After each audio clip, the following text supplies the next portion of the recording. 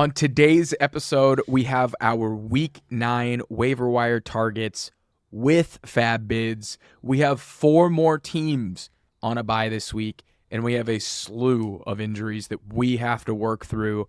On today's episode, we're going to be covering, first and foremost, injury fallout. Second, we're going to go position by position and give some of our favorite waiver wire targets for Week 9 with our FAAB bids. We may even go through some players to drop, but every time I talk about a player that's worth dropping, they turn into the second coming. So if you have a drop question, just shoot us a message in the comments. We're happy to go through it. We'll give you some of our suggestions. So starting first and foremost, comes out middle of the day yesterday that Kirk Cousins has torn his Achilles and he is out for the rest of the season. Aidan, I mean, obviously for Kirk Cousins, he's probably going to make a recovery, be back next year. I can't speak on the effectiveness of his career and what it looks like. He's going to be a free agent. Real bummer for him. He's obviously made a ton of money. He's going to be a quarterback next year, right? It's Kirk Cousins. However, he's been a fantasy goldmine for pretty much everyone around him outside of his running backs this year. We've seen what he's been able to do with Hawkinson, Addison, what he's done with Jefferson. A lot of sons on that team, geez. How are we approaching this? Is it just everyone in this offense gets a downgrade? Are we panicking? Are we selling our Vikings players? What do we think is the next move here?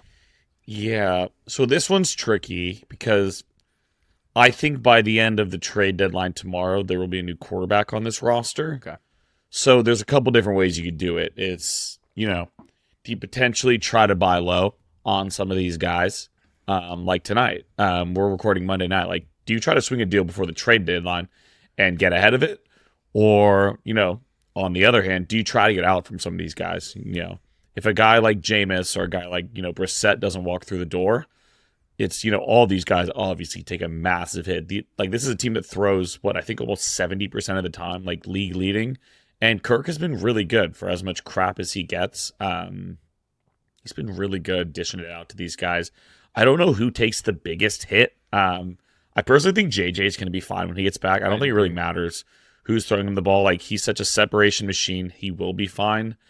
I almost think Hawkinson takes the biggest dip. His ADOT's pretty sure. Like, he's a real volume-based guy. Whereas I think JJ and Addison have, that home run hitting threat. So, I'm not as worried about the wideouts. Obviously, it's going to be a downgrade regardless of who ends up throwing them the football. I would say Hawkinson, for me, is the biggest loser of this outside of Kirk, obviously. What do you think? I've seen that, and I don't think it's a bad take per se.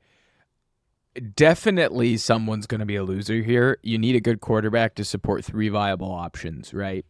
We've seen Addison really feast on deep shots. I don't know. Do bad quarterbacks do well on deep shots? I feel like I don't know. Addison's making a lot of high degree of difficulty catches, but then they use him in the screen game. It's a complete mystery. I think Josh Dobbs makes sense for this team. We'll see if that comes to fruition. I think it would be fine. I mean, we've seen Josh Dobbs be able to give Hollywood Brown solid wide receiver 2 performance.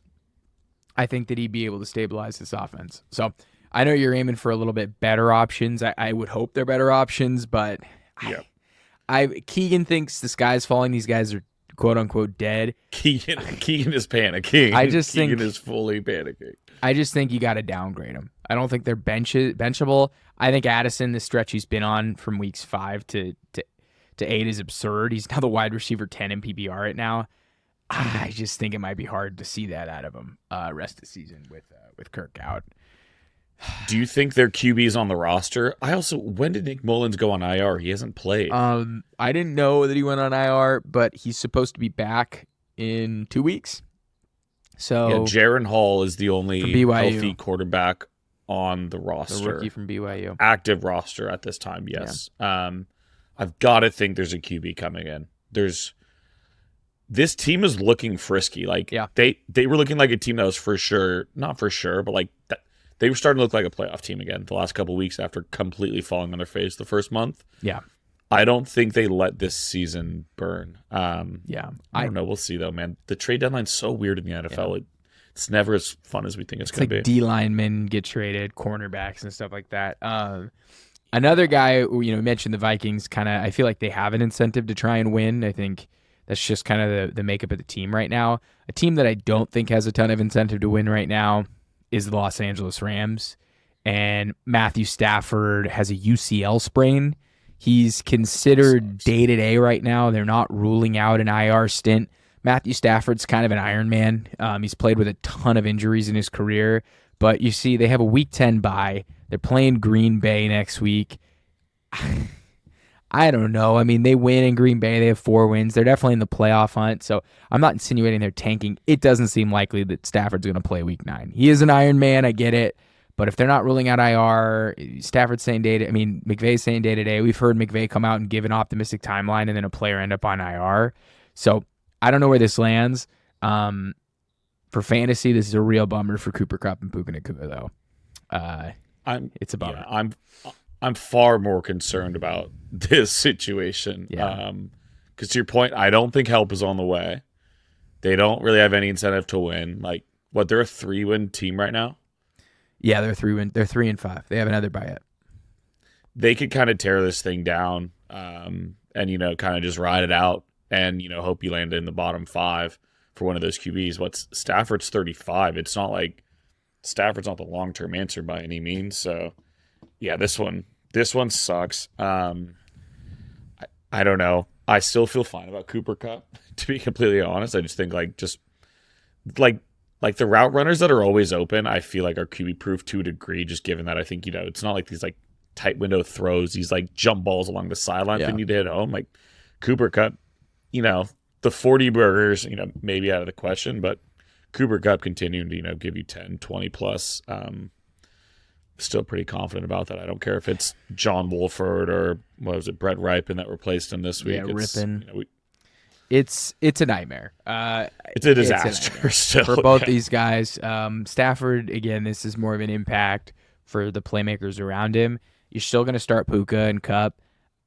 If I had to make a prediction, I would think Stafford comes back after their bye. I wouldn't be shocked, though, if it was longer.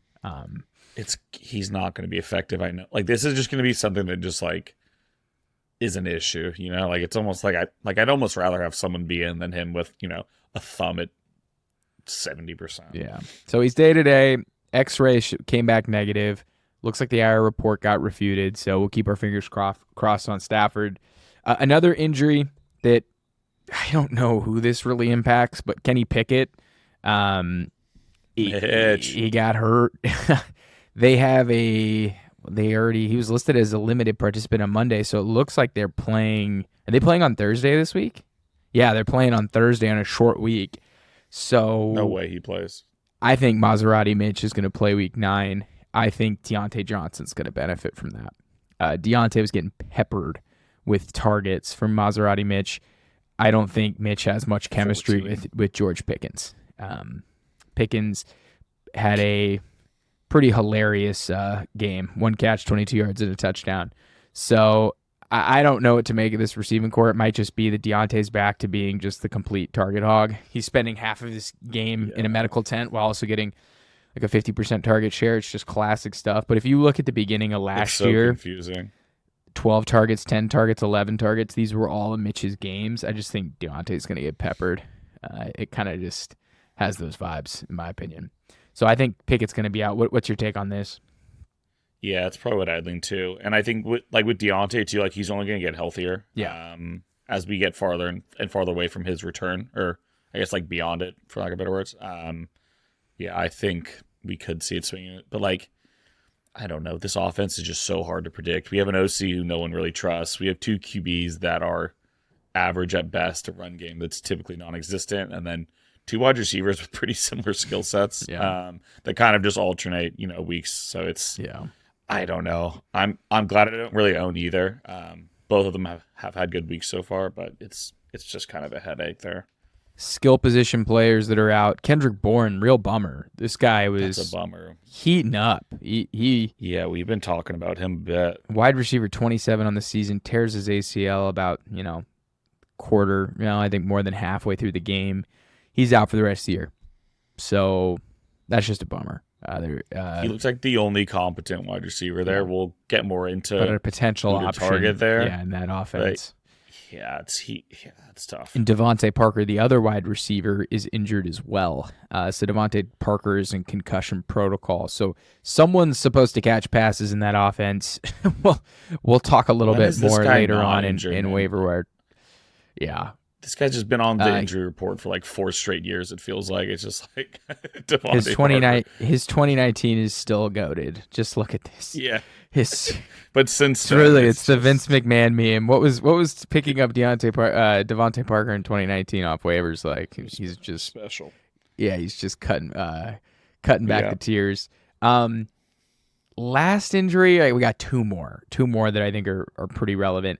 Drake London enters concussion protocol. He was off to another strong week. 7 targets, played about half of the game. I don't know if he plays next week. I have no idea with concussions anymore. I'm just after Purdy cleared in 6 days. I mean, geez. And then Roshan took 3 weeks. You know, it's like I don't know anymore. Like they're so inconsistent. And man, this cost me our matchup. Me and you, actually. This was a bummer. I don't know if they were going to pass it anyways, but yeah, losing by a point with the early Waller exit. Yeah, and then Darren Waller's the next guy. So this one's completely up in the air. I've seen a report come out saying that he felt healthy enough to return to the game, but the Giants were cautious with him and held him out. Maybe Tyrod got injured. I don't know. He only played about a quarter of this game. I don't know. He barely practiced it this week with a hamstring. You have to think they would have played him if he could play. Like, they're trying to win that game. I don't know. Just really weird vibes from that team. They said that Daniel Jones couldn't play, and then now because Tyrod's injured, he can play. I don't know what to make of that Giants team. If I had to guess, he doesn't play this week, but at the same time, the report's saying he could have. So, I don't know. Do you think Waller's going to play next week? I hope so. I don't know. Like, we just saw what Sam Laporta did tonight at the tight end position. I would love to fire him up against that Raiders defense. He was on such a tear too. He really was. I know. He was eating. I'd love to get Waller back in a very plus matchup. So yes, to answer your question, I'm cheering for Darren to a speedy recovery. Yeah, and there's really no viable option in this offense outside of him. So no. I don't know, man. It's a train wreck in that offense. But that's really the injury report. A bunch of quarterback injuries that have impact to wide receivers. And then some guys concussions with Drake London, Devontae Parker, Kendrick Bourne tears his ACL, and then we are officially on hamstring watch for Darren Waller. The more things change, the more they stay the same. Yeah. Aidan, we got some buys too. Actually, we got some buys. Yeah, who's on a buy this week? We've got 4 teams, so we went from 6 buys to 0 buys last week, and now we've got 4. So we've got some pretty relevant teams. We've got the Lions and the Jaguars and the 49ers. So 3 pretty big teams there in terms of your skill position players, and then the Broncos as well. So yeah, no Ayuk, no Gibbs, no Ridley, no Kirk. We've got some pretty heavy hitters here. Wow. So yeah, you are no Ridley, no Kirk, no Gibbs. Oh, I've got a team with Gibbs, London, and Kirk. Ooh, that's gonna be an L. Oh well, actually no. We're gonna hit the wire, and we're gonna get a dub this week. That's how we get the job done here. We've got the replacements for you. But before we dive into today's Week 9 waiver wire targets with FAAB bids, we're like 10, 15 minutes into this episode. Before we dive in, we just want to thank you for supporting the Regression to the Mean podcast. Straight up, it means the world to us. We jumped on this, adventure, this podcast about a year ago. We've made 100 episodes. It's been a ton of fun, and we want to make 100 more episodes, but we can't do any of that without you, without the Mean Team. And we have a goal of 1,000 subscribers to this channel. When we get to 1,000 subscribers, we can begin to really grow our base and potentially do this full time. And we'd love to do that. We want to make relevant, funny, just laid back fantasy content. We want to continue to grow our voice in the space, and we can't do it without you. So if you have a chance, we'd love it if you could subscribe to this video. Go ahead and like it as well. Drop a comment if you have any questions. Drop a comment if you want to make fun of Aidan and me. We love it. We love it. Stir the pot. We want to get into it with the mean team. Aidan, you got anything to say before we jump into the episode? Yeah, the mean team is the fuel that keeps this operation going. Yeah, keep interacting. We love chatting with you guys. Love getting roasted. So yeah, we're really just getting started. Yeah. So we're on episode 107, but it is really still chapter 1 for the boys here. All right, this is going to be a relatively, I think, quick waiver wire. We've had some people, say, "Hey, let's try and get this faster, guys." Okay, we'll try and get a little bit faster here. I'm going to lead things off, Aidan, if you're cool with that. I'm going to go with a running back that is rostered in 18% of sleeper leagues. It is Lombardi Lenny, Leonard Fournette himself. He joins Buffalo's practice squad. So it was released that he was joining the team. He just signed with the practice squad. Jeez, I didn't know he signed with the practice squad. I thought he got called up to the big leagues here. I've got to assume he's elevated by the end of the week. Yeah, I got to as well. So, okay, look, this isn't great for James Cook. Aidan and I are both James Cook apologists. We're bag holders. We're panicking. So we're panicking. This isn't great for James Cook, right? I'm going to be honest with you. However, I think this is more of an indication that Latavius Murray isn't getting the job done in terms of being a really poor goal line back. I saw something he had like 10 plus goal line opportunities and hasn't scored on any of them yet. It's been pretty subpar for Latavius Murray in terms of his performance. He doesn't offer much as a receiver as well. Leonard Fournette, kind of a dust ball in between the tackles, but he's going to be able to bowl his way into the end zone, and he has pretty soft hands, and he's a good pass blocker. So I think best case scenario is he's a really nice complement to James Cook, who has a higher weekly floor than Latavius Murray. And if anything happens to James Cook, or just at the end of the season, would it be really that surprising if Leonard Fournette's like the guy in Buffalo? I don't think it's going to happen, but in a range of outcomes, I totally can see it. And we're this far in the season, the waiver wire is pretty stinky. So I would pick up Lombardi Lenny. I would do it. What do you think? Do you have him as a top priority? Yeah, definitely at the running back position. Running back is so slim. I've got 2 other guys that are above our limit, but in terms of guys below it, yeah, it's Justin calls him a lasagna Lenny, so I just can't help but think of it every time. But we got lasagna Lenny. Yeah, I'm hoping he replaces Latavius. You mentioned soft hands, which I really hope he doesn't dig into any of the passing game. He will. He does have sneaky PPR upside, and you wouldn't guess it looking at just his build and whatnot, but I've owned him in the last couple of years. I'm what is this? 10 target game, 9 target. He was playing in the fake Tom Brady offense where it was he didn't want to turn his back to the defense because he was 80 years old. So but still, he's a good pass. I hope he's just like the red zone back, and James kind of keeps his role, and we phase out Latavius, but we'll see. I don't know. What are you spending on him? Not much. Maybe 5 to 10%. 5, yeah. I mean, Latavius Murray plays on anywhere from 30 to 40% of the snaps. If all of those went to Lenny, and James Cook keeps his 50 to 60, amazing. But if it becomes a 3-headed committee, it's Jover. It's so Jover. I'm gonna be bummed. Yeah, there's no way around it for everybody. I guess somebody else before we jump into, and I think you mentioned somebody that's probably owned rostered and. Yep. This is one of the ones I had that was cheating. So Zach Charbonnet, rookie running back for Seattle, he earned his way into some more playing time this week. He got 60% of the snaps in this one. Kenneth Walker, he barely played this past week in terms of practicing. He was dealing with a calf injury. I know Pete Carroll had some comments about Zach Charbonnet really earning more snaps and earning more trust on this team.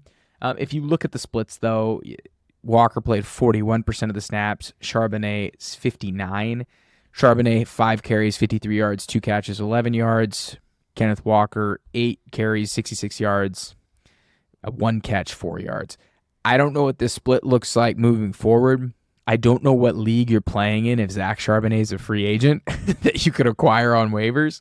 That's not it's not very serious. But if Zach Charbonnet is on waivers, you got to go pick him up because it looks like he's going to play more. And if anything happens to Kenneth Walker, I mean, we're talking about a lottery ticket here. So if Charbonnet is out there, 10, 20%. I'd get pretty aggressive. But he's owned in 50% of sleeper leagues. So Yeah. I'm not sure if his role, like you mentioned, is an indication of an increased role due to, just like earning it, or, trying to be careful with Kenneth Walker and not overwork him with the injury. I would assume regardless, he's going to like probably stay he's had some pretty low snap shares. Like I think he's going to start getting more touches, but I don't see a world where they're both healthy and he's out snapping Kenneth Walker once they're both healthy. But who knows? I don't know. Pete Carroll is a mad scientist. You never know what he's going to do.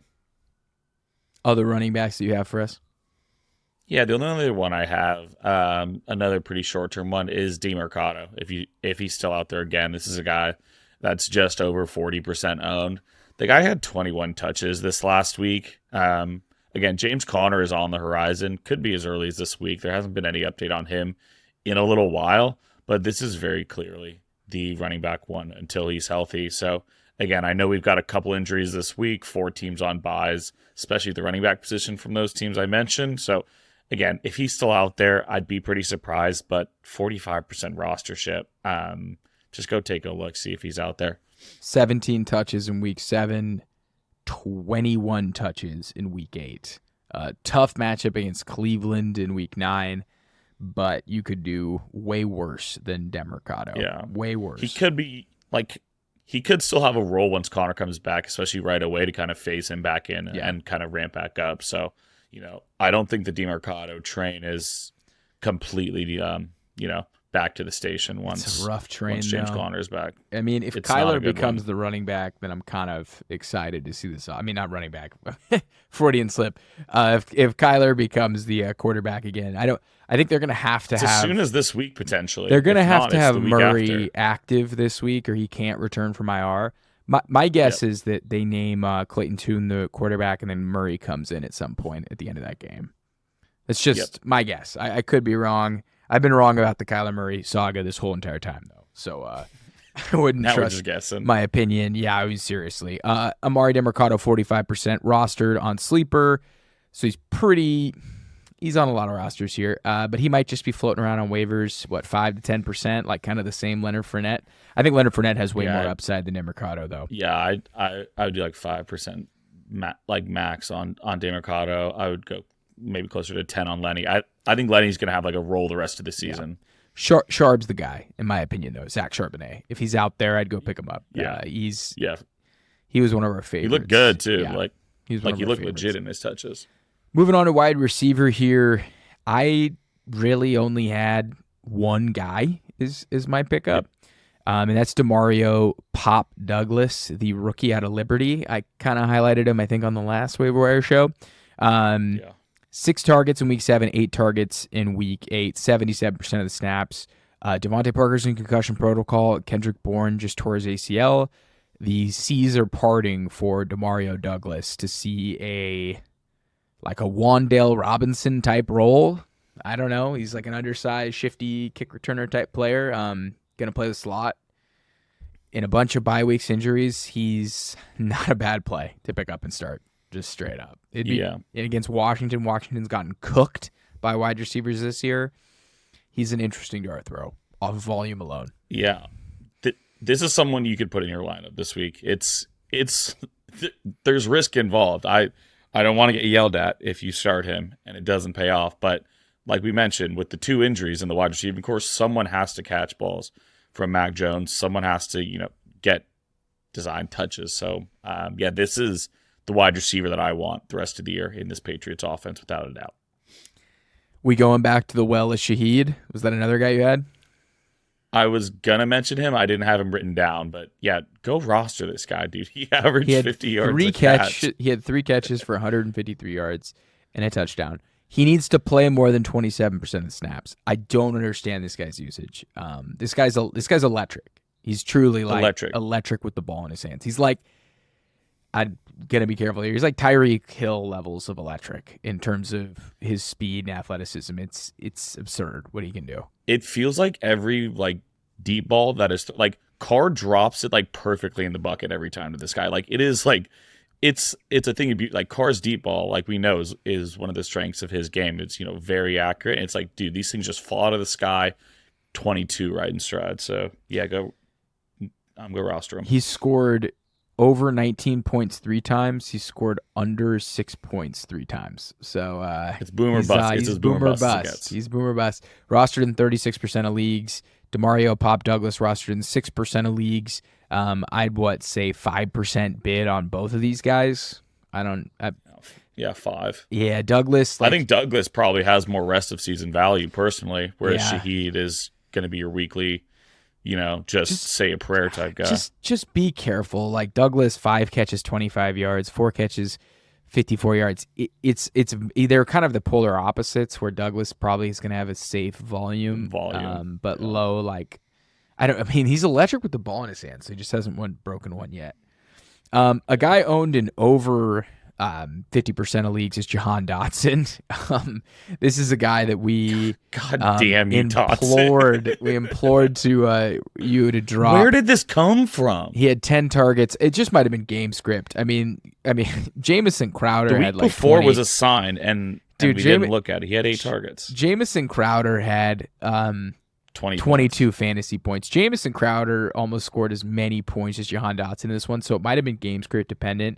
But he has back-to-back weeks with 8+ targets. So he's rostered. It's encouraging. He's rostered in 54% of leagues. It's been a rough start. Curtis Samuel's dealing with a toe injury, it looks like.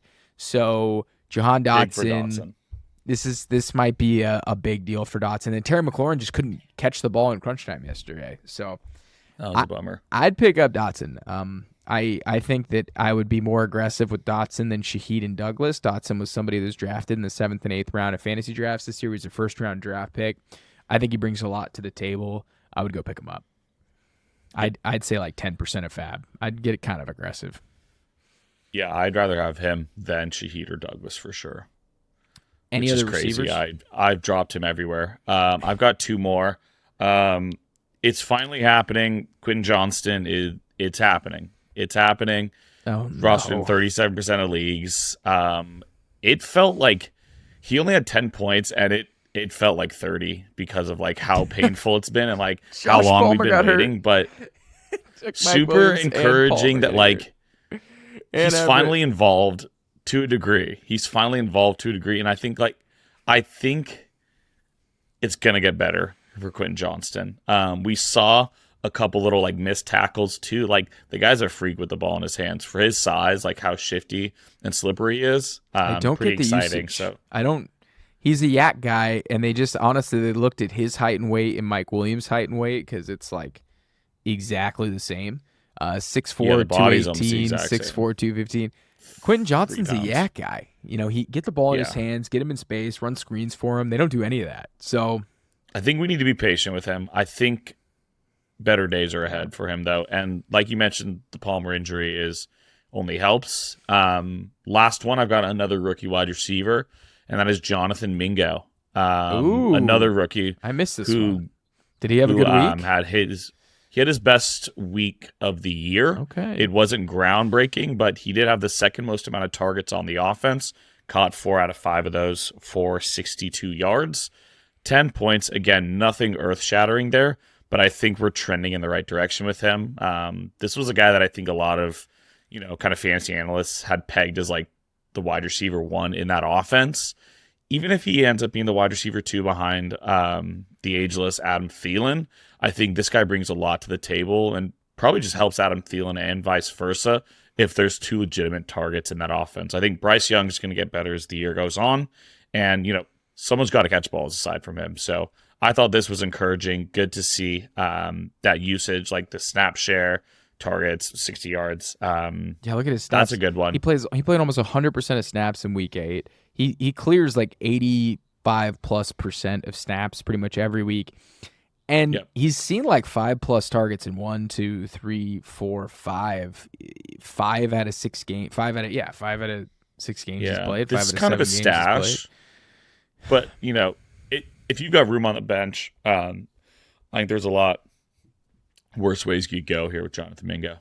18% rostered, QJ 36% rostered, Jahan Dotson 54%, Shaheed 36%, Douglas 6%. Mingo 2 to 3%, Johnson 5%, 5%, Dotson 10%, Shaheed 5%, Douglas 5%. Yeah.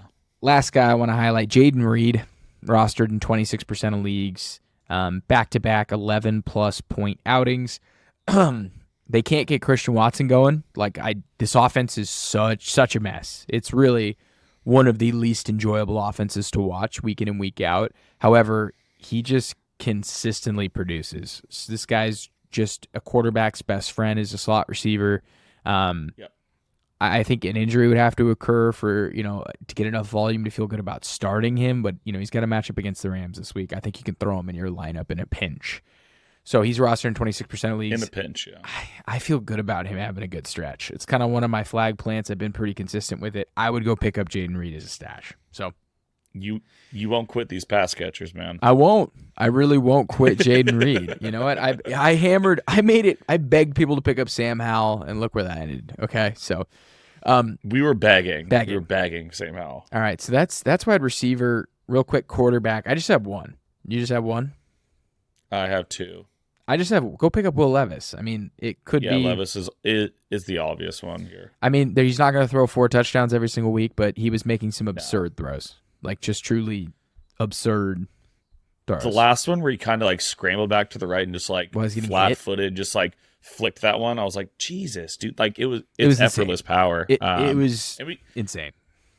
Yeah. Falcons defense is good. They don't generate pressure, which helps, but on the back end, they have a good secondary that's been really effective this season. Yeah. If you're a Hopkins and Burks owner too, this has got to be pretty exciting. Nothing was happening in that passing game. So Jover. Even if Levis gives you, even if we get average QB play from Will Levis, this is a huge boost for DeAndre Hopkins down the stretch. Maybe even someone you just try to sell like DeAndre Hopkins, just hat trick. So that was an obvious one I have. And then a second one here is someone we won't quit. We talked about him all summer. He's been casted off as he has been recovering from a neck injury, but Daniel Jones is quite available in fantasy football right now. He really is. I know. It's been ugly. It's been really ugly. Ugly is probably a nice way to put it, but this was still the QB9 in fantasy last year. Daniel Jones' skill set is awesome for fantasy when it's going well. This isn't someone I'm starting. This is definitely not someone I'm starting, but put him on your roster as a QB2. See if he kind of reshapes, back into 2022 form. 29% of rosters. That is so low, man. The guy was a top 10 QB last year. He won people fantasy ships down the stretch. It's in his Daniel range Jones of legitimately outcomes. won me a fan. What did he score in week 17 last year again? 36. 30 burger. I think it was two on the ground, 2 in the air. It was so sweet. So sweet. Calling your shot. Calling your shot, man. Oh, jeez. Yeah, I like Dimes. I didn't even think of that. 29% rostered. He's going to probably play this week. He's got a matchup in a dome at Las Vegas. Oh, Darren Waller's He's in 2 domes in a row. Darren Waller's got to play to stick it to Mike McDaniel next week. Not Mike McDaniel. Sure. I mean Josh McDaniels. He's got to play. Josh Come on. McDaniel. Darren, play. Let's get this dub against the Yeah, Raiders. I'd rather that's have a Levis. nice little schedule too. Yeah. He's got Vegas and Washington in 2 of his first 3 games back. Even Dallas secondary is gettable these days. But Vegas and Washington, those are nice. And he's got Dallas at Dallas in all indoors. We just need these games away from MetLife. We got 3 games away from MetLife. That is a just tortured bad vibes. place. Bad, Get them out of bad MetLife. vibes in New Jersey. I might just stop drafting people that play there from here on out. And I think I'd rather have Levis. Well, Levis has got kind of a brutal stretch here.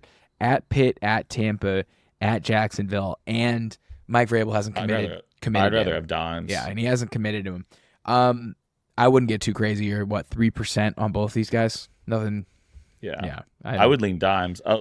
Oh, we've seen him do it. Yeah, we've seen him do it. I know it's in there. I know it's in that kind of just sad Eli Manning face. It's in there.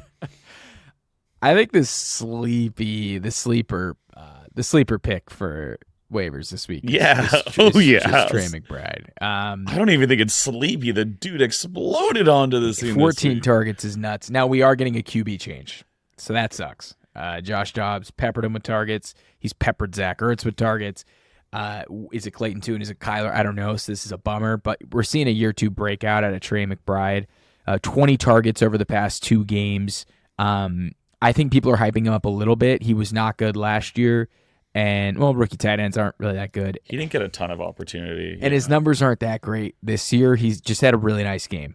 He's now facing off against Cleveland, who's been pretty good against tight ends. And then Atlanta has been terrible against tight ends. So it's a pretty decent opportunity to run out Trey McBride over the next couple weeks. If Darren Waller can't go, he's a pretty good Darren Waller replacement. And remember, this is really the first time this season he's gotten an opportunity to start. Zach Ertz is on IR, and it looked really good for him. Now, last year he started towards the end of the year, and he sucked. If you can see here, 1.5 points, 1 point. I remember starting him in a game where he got 1 point. Week 17 was special. He did have a 20 bomb. So this has happened for him. 10 catches, 7. He's talented, man. Yeah. This is round 2 draft capital. The dude won the Mackey Award in college. The dude's a beast. Motherfucking Mackey Award. And then the other tight end I have is, I'm going to say his name. Do it. I had both of these. Go get Taysom Hill, man. Tight end 6 and 3 the last 3 weeks. It's Taysom Hill. His package is growing. It just can't stop growing. 2 rushing touchdowns. He's just good. I think he's been doing this. Good. He's been doing this for he's been doing this for 6 years now. I mean, he's legitimately good. I never thought I'd be saying this at this point, but I was drafting him in best ball, and you guys are like, "What are you doing?" And I'm like, "He's inevitable." He's inevitable. He's positionless. He's inevitable. Especially once Kamara comes back, he just got that look in his eyes. He's like, it's time to get some tutties. Their offense looks really good because it's it's deep shots to Shaheed, Alvin Kamara, and Taysom Hill. It's the weirdest. They're weird. I think that they might make a little bit of a run. They're a weird little squad. I think they've kind of settled into how they want to play ball this year, and it's kind of solidifying. And if Derek Carr were to get hurt, I just think they might run with Taysom as the quarterback. Over Jameis? I think they might. But it's weird. My tight end threw a pick this week, so that was crazy. I actually started Taysom Hill against Aidan in a dynasty league, and Taysom went for 30, and Waller went for 1, and I lost by 1.5 points. Was giveth and taketh, giveth and taketh. Do you have any other tight ends here before we get out of here? No, those were my 2. I'm trying to think any other tight ends that could be worth scooping up here. Njoku, come on here. Njoku's roster is trending now. Jake Ferguson, come on. If you've been listening to this podcast, we already talked about Kincaid. Logan Thomas. Okay. Logan Thomas scored 16 points. Did everyone in this passing attack for Washington score over 15 points? What happened here? Howell had 4 touchdowns. Unreal. Jamison Crowder scored 22 points. Jahan Dotson scored 24 points. Terry McLaurin scored. Did Terry get in? Yeah, 17 points. Yeah, he got in the end zone. McLaurin had 12 targets. All 4 of them had a touchdown. And 50 plus yards. And Curtis Samuel gets hurt in this game, but Curtis Samuel scored 6.2 points. Yeah. Oh my goodness. Wow. Go pick up Sam Howell. He's getting it done for fantasy. But that's it for waivers. Pretty fun. I mean, if Zach Charbonnet's out there, it's going to be a hell of a week. There's some fun players out there between some fun QBs, a couple wide receivers that are pretty fun. Yeah, I thought, it wasn't nearly as dark as I thought once I got in the cave. I found my flashlight, and I was like, wait a minute. There's room for activities down here. So, yeah, no, I thought. That's very spooky of you. Almost Halloween. Yeah, it's very, very spooky of you. Aidan, anything to say to listeners before we jump? I got nothing. Got nothing? I got nothing for you. Just enjoy it. Enjoy fantasy football. We are halfway through, man. It comes and it goes fast. It's a beautiful game. Don't take it for granted. All right, Aidan. Granted, man. I appreciate you as always, and thank you everybody for tuning in. Until next time.